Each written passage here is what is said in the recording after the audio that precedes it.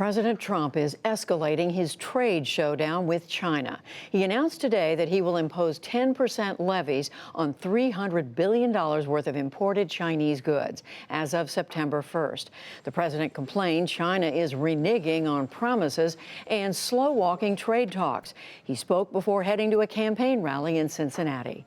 For many years, China has been taking money out by the hundreds of billions of dollars a year. We have rebuilt China. So now it's time that we change things around. If they don't want to trade with us anymore, that would be fine with me. Would save a lot of money.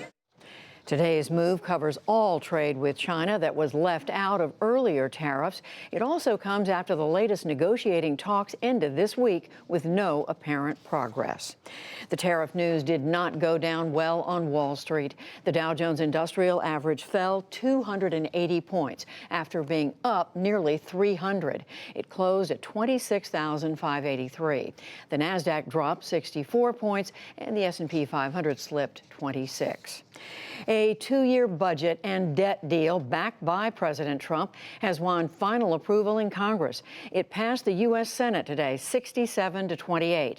The agreement includes sizable increases for military and domestic spending. It also lifts the legal debt ceiling for 2 years. Senators on both sides hail the outcome. The funding agreement we just passed will provide stability for our nation through 2020 and deliver on some of the administration's key priorities. It's been the result of extensive negotiations between President Trump and Speaker Pelosi and represents a compromise between two sides that typically don't agree on much. It includes a significant increase in support for domestic priorities.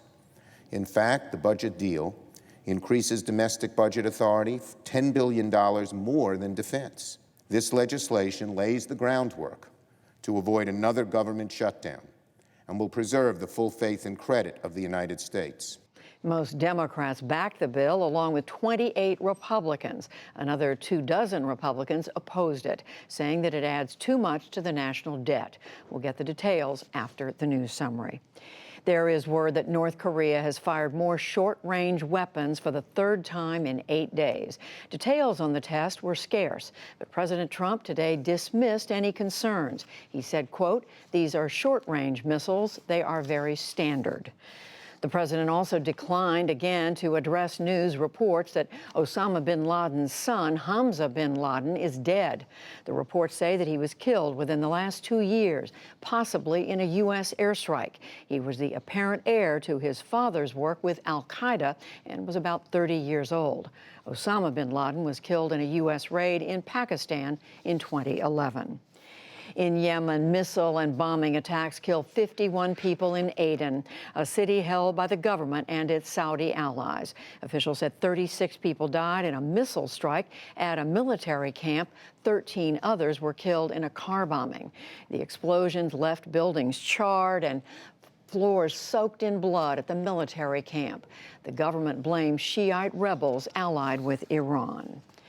Russian officials have deployed the military as vast wildfires rage across parts of Siberia and the Russian Far East. Fires are now burning in parts of 5 regions and cover an area the size of Belgium. As flames spread in remote forests, crews have struggled to make headway, and officials say dry conditions are not helping.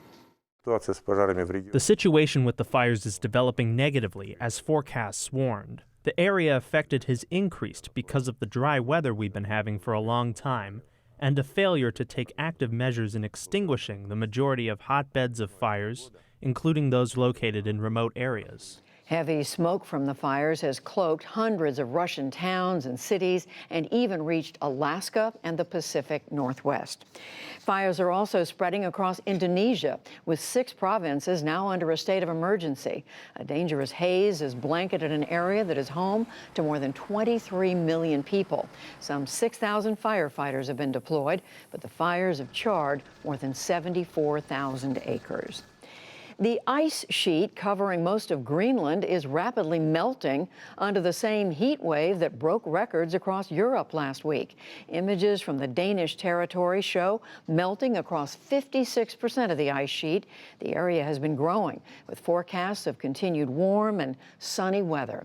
Much of the melt will refreeze, but the amount that's lost for good might exceed the record loss in 2012. Back in this country, former FBI Director James Comey will not face charges over his handling of memos about his conversations with President Trump. Reports today said that the Justice Department found no grounds to proceed. Comey let a reporter have access to some of his memos, which contained low-level classified material that prompted the review.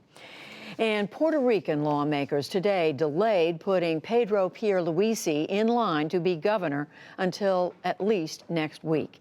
He was chosen by outgoing Governor Ricardo Rosselló, who is resigning tomorrow.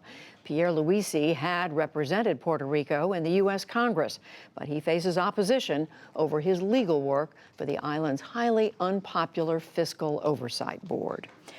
Still to come on the NewsHour, the nation's new numbers. What's inside the two-year federal budget deal? Where the Democratic presidential hopefuls stand after last night's debate. New Americans, an inside look at the moment immigrants become U.S. citizens, and much more.